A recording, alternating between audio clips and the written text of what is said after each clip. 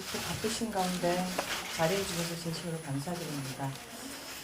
일단 이 사태가 촉발되게 된 배경에 이용수 할머니의 서운함, 그리고 크게서 말씀해주세요. 소리를 잘 안 들리니까. 네, 지난 30년간 이 운동을 같이 해 오셨고 가족같이 지내셨던 할머님이 표현하신 서운함, 그리고 같이 했던 윤미향 전 대표님이 떠나셨을 때 본인이 어떤 방향으로 가야 될지 모르셨을 것 같은 그 불안감, 무엇보다 그 뒤에 이 문제가 여전히 해결되고 있지 않다는 데 대한 분노, 이런 것들에 대해서 저희는 겸허히 받아들이고, 지금도 아마 이 기자회견이 끝나고 나서 보실 텐데요, 할머니께 원치 않은 마음의 상처를 드려서 진심으로 사과드린다는 말씀 먼저 하고 시작하겠습니다.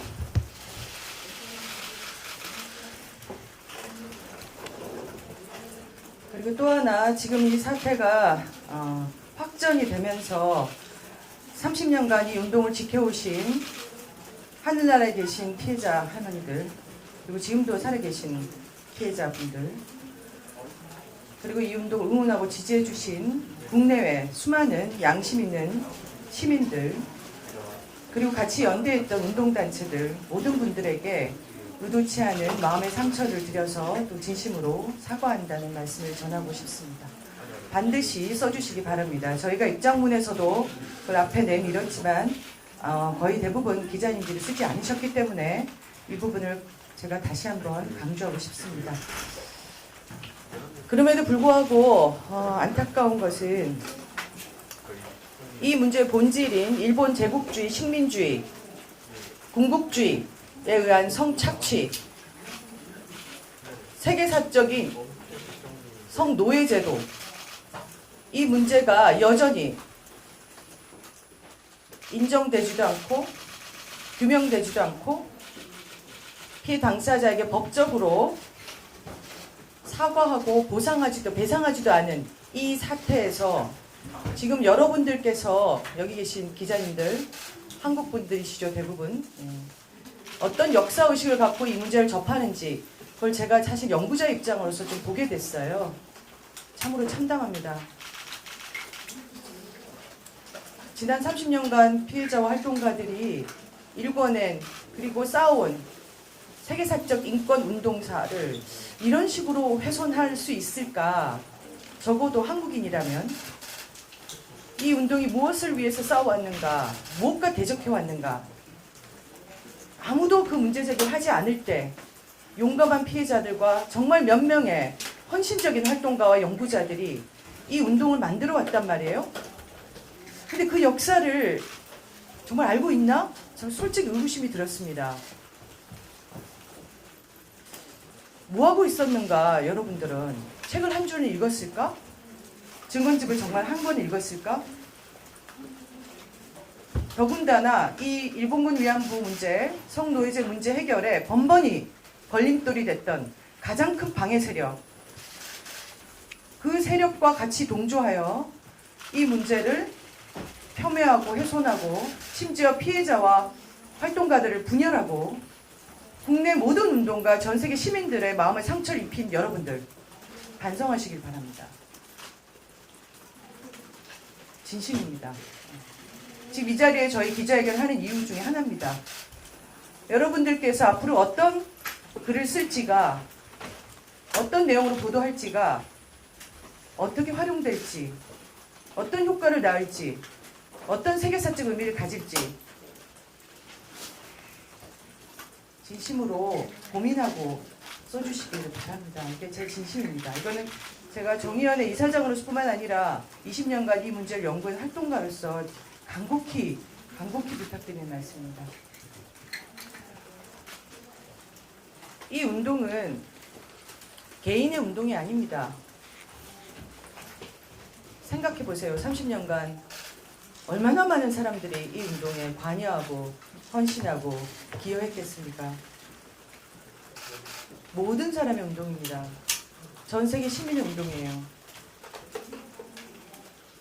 그렇기 때문에 이 운동에서 우리가 무슨 일을 했는지 오늘 여러분들에게 정말 소략하게나마 알리고, 그래야만 여러분들이 가지고 있는 의구심, 대표적인 의구심이 재정이잖아요. 그것이 해소되리라고 봅니다. 한 페이지짜리 우리 활동의 재정 내용, 모금 내용을 봐서는 도대체 이해할 수가 없어요. 그래서 오늘의 내용은 주로 30년간의 운동 역사와 그 중에서 이제 특히 2019년도에 저희가 지금 중점적으로 했던 것, 이를 기반으로 한 재정과 관련된 부분이 되겠습니다. 다시 한번 말씀드리건대, 감히 피해자의 명예를 훼손하는 언론 보도가 오늘 이후로 다시 저희의 기자회견을 통해서 나온다든지 인용해서 나온다든지, 그리고 악의적 왜곡 보도를 하신다든지 하면 그 부분에 대해서는 저희가 이제 강력히 대응하려고 합니다.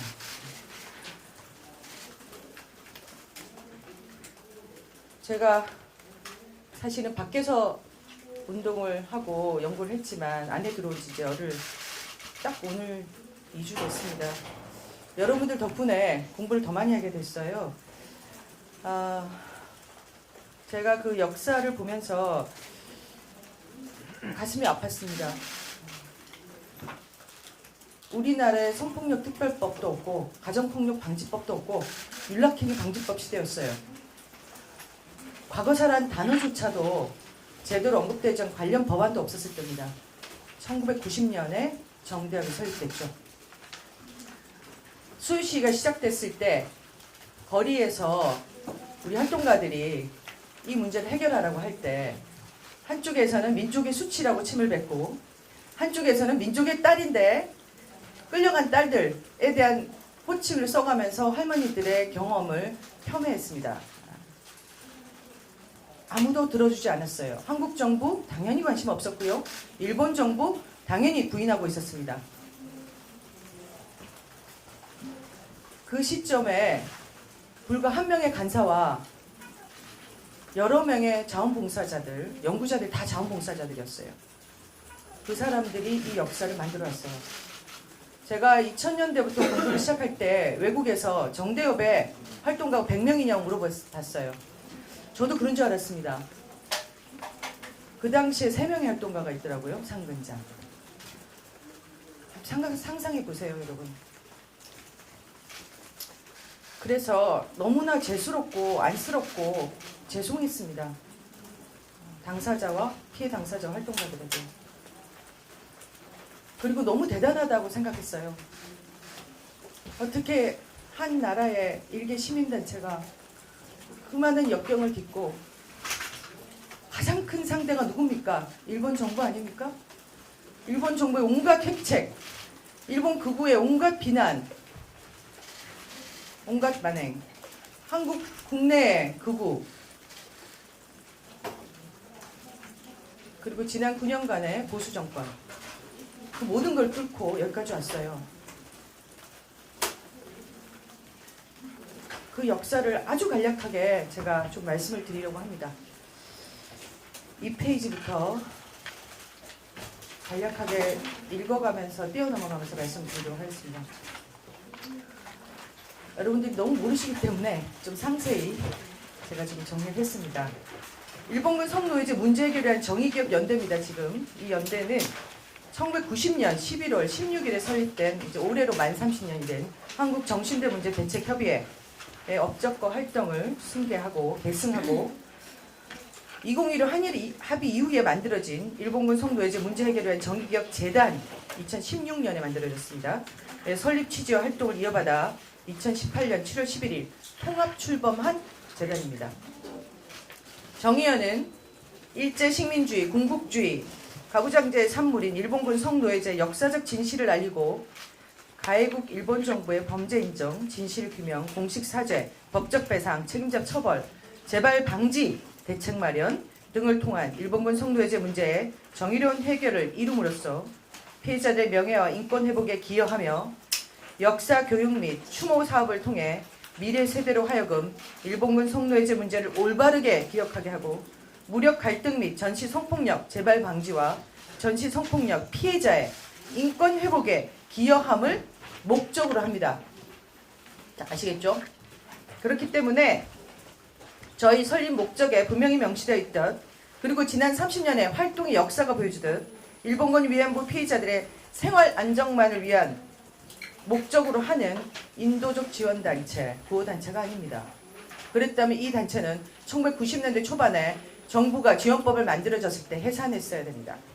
그리고 여러분들은 역사 교과서에 일본군 위안부 성노예제 문제를 단 한 줄도 읽지 못했을 것입니다. 유엔에서 이게 성노예제로 규정되지 못했을 것입니다. 전 세계 시민들이 이 문제를 알고 같이 동참하고 역사화하는데 기여하지 못했을 것입니다. 지금 여러분들이 이 자리에 앉아있지도 못할 겁니다. 이게 분명한 이 운동의 목적입니다.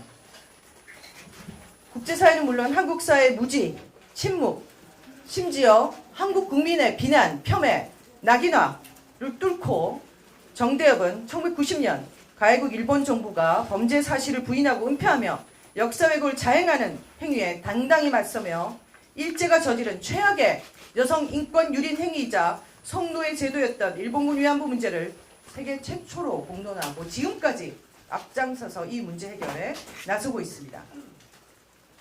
1991년 8월 14일 김학순의 용기 있는 증언 이후 세상에 나온 240여 명의 국내 피해자, 그리고 그 외 전 세계 피해자들과 함께 생존자 복지 지원, 국내 연대 사업, 기림 사업, 교육 사업, 연구 사업, 장학 사업 등을 진행해 왔습니다. 다시는 유사한 피해자가 발생되지 않아야 한다는 피해자들의 유지를 받들어 전시 성폭력 재발 방지와 피해자 지원을 위한 다양한 국제 활동을 해왔습니다. 유엔을 비롯한 국제기구와 인권단체에 적극 개입하고 다각적인 국제연대 활동을 통해 국제인권규범을 놀랍게도 새롭게 써왔습니다. 비행기 값이 없어서 자기 주머니를 털어서 해외에 가서 활동을 하고 인권 소위에 누가 위원장이 된다 찾아가고 그분들을 만나고 간곡히 부탁하고 할머니들을 모시고 가서 증언 활동을 했습니다. 그때 여러분들은 어디에 서 계셨나요?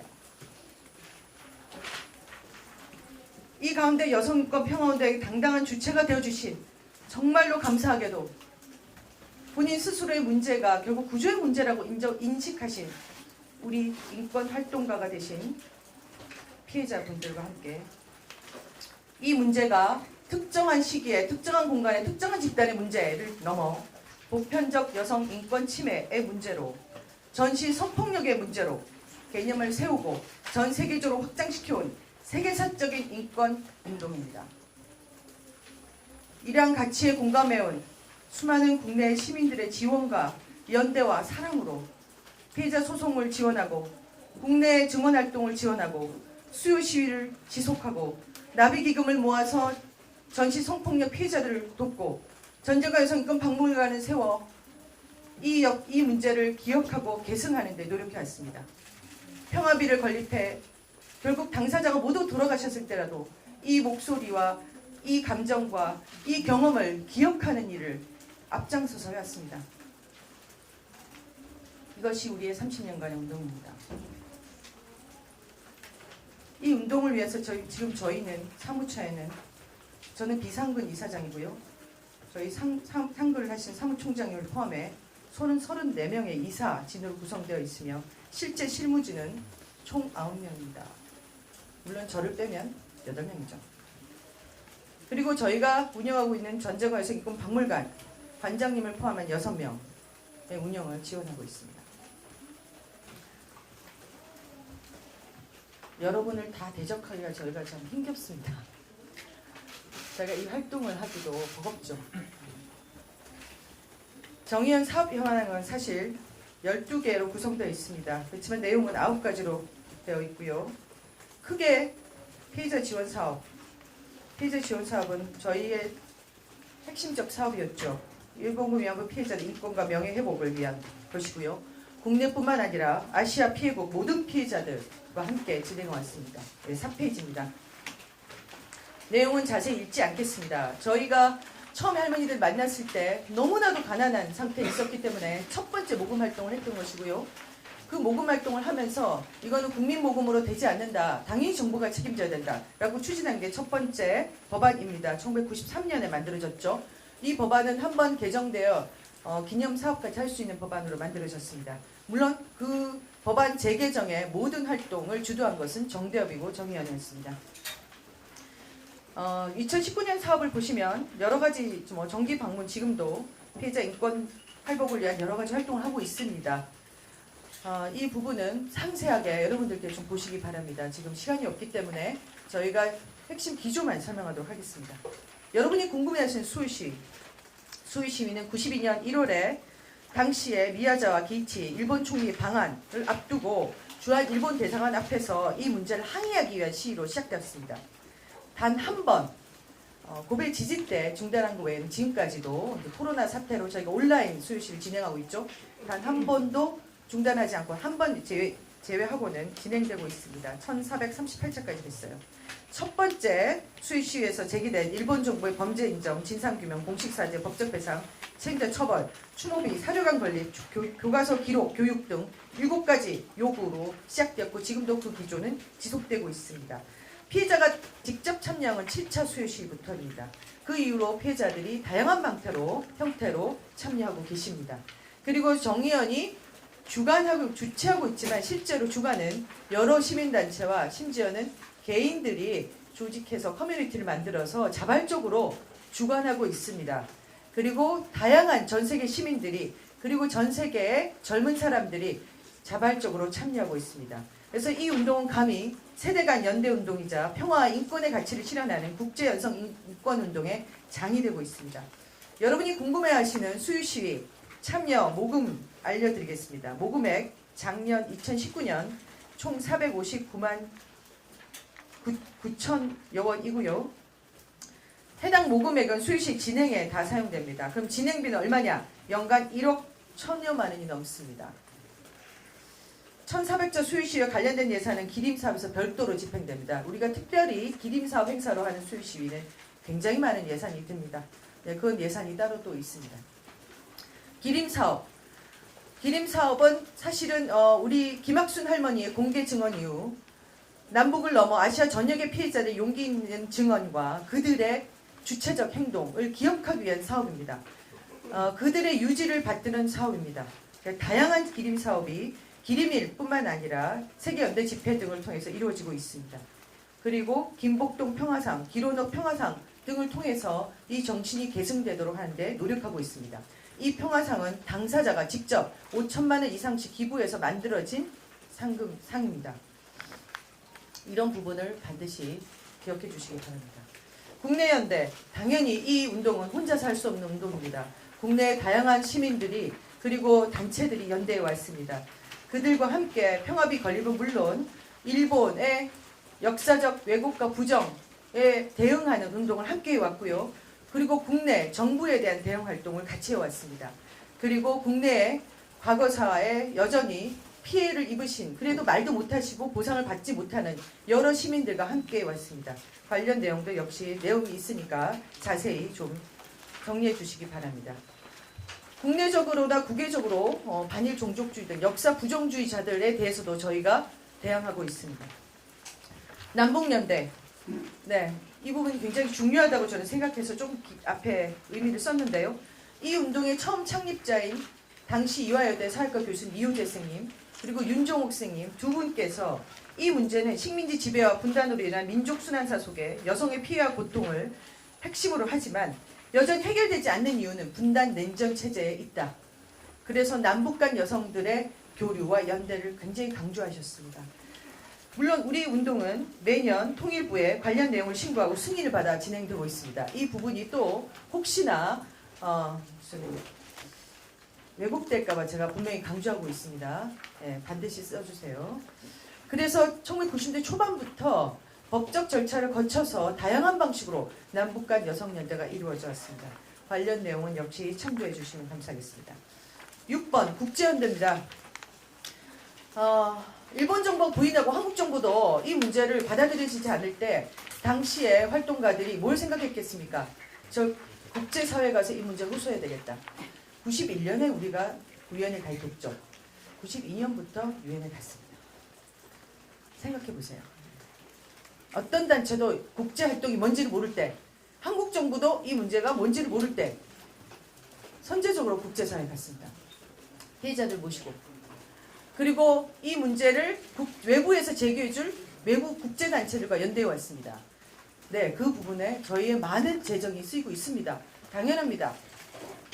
한국 정부도 저러고 있고 일본 정부는 계속해서 저러고 아시다시피 일본 정부가 미국 안에서 하는 운동, 국제사회에서 하는 이 일본군 위안부를 무마시키기 위한 운동 잘 아실 거라고 생각합니다. 조금만 찾아보시면 아시죠?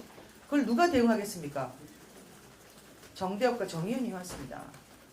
그리고 우리 연대에 공감하는 해외 시민단체들이 해왔어요.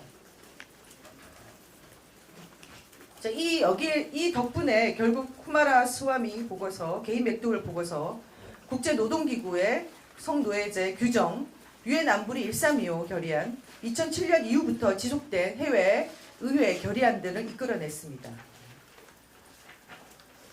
결국 이 문제가 일본군 성노예제 문제, 군대에 의한 집단적 강간체제, 군대 성노예제, 전체 성폭력 등의 문제라고 개념을 세우게 된 배경이 바로 이런 국제활동 덕분입니다. 2019년 사업 역시 상세히 봐주시기 바랍니다. 7번 나비기금입니다. 나비가 어떤 의미인지 우리의 상징이죠. 전 세계 모든 여성의 차별과 폭력으로부터 해방되고 피해자들에게 존엄과 인권을 되돌려드리는 상징입니다. 이 유지를 받아들어 2012년 세계 여성의 날에 김복동 기로농 할머니께서 기자회견을 하시고 다시는 이런 일이 반복되지 않았으면 좋겠고 이런 일을 당하고 있는 지금도 당하고 있는 다른 나라의 여성들 도와달라는 유지를 받들어 나비기금을 만들었습니다.